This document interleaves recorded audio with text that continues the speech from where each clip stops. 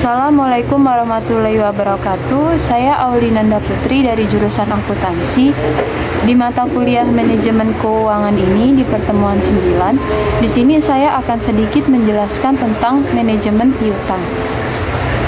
Adapun pengertian dari piutang yaitu menurut Subramayan dan John Jewell di tahun 2010, yaitu pengertian piutang adalah nilai jatuh tempo yang berasal dari penjualan barang atau jasa atau dari pemberian pinjaman uang.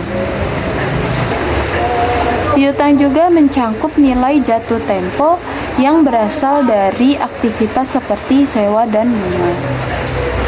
Adapun tujuan dari piutang, yang pertama yaitu merangsang minat para langganan, yang kedua yaitu menaikkan volume penjualan, yang ketiga meningkatkan laba bersih perusahaan, dan keempat memenangkan strategi persaingan, yaitu maksudnya memperbesar market share.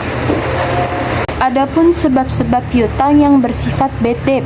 Nah, jadi piutang yang bersifat bad debt ini timbul disebabkan yang pertama, perusahaan ingin mengejar target penjualan sehingga angka penjualan dinaikkan.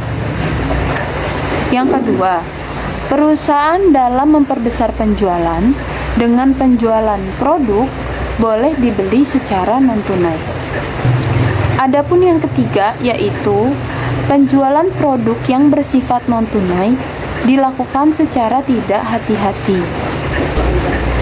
Adapun yang keempat yaitu perusahaan memilih tagihan atau kewajiban dalam bentuk kredit kepada suatu perbankan.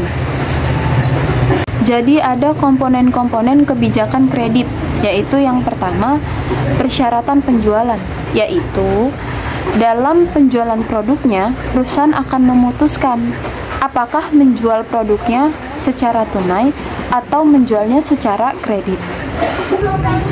Adapun yang kedua yaitu analisa kredit. Nah, dalam pemberian kredit, suatu perusahaan harus dapat menentukan seberapa besar usahanya untuk dapat memisahkan antara pelanggan yang akan membayar dan pelanggan yang tidak membayar. Nah, jadi yang ketiga yaitu kebijakan penagihan. Nah, jadi setelah kredit dilakukan, setelah kredit diberikan, perusahaan akan menghadapi persoalan bagaimana penagihan akan dilakukan. Jadi ada juga cara memperkecil resiko bad debt. Nah, jadi ada beberapa acuan yang harus diterapkan perusahaan untuk memperkecil resiko timbulnya bad debt, yaitu adapun yang pertama yaitu menghindari keputusan penjualan produk pada saat pasar dalam kondisi fluktuatif atau akan berada dalam kondisi menuju krisis moneter.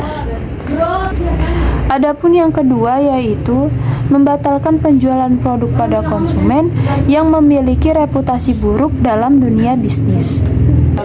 Adapun yang ketiga yaitu menghindari produksi dan penerimaan order pada saat pasar tidak menentu.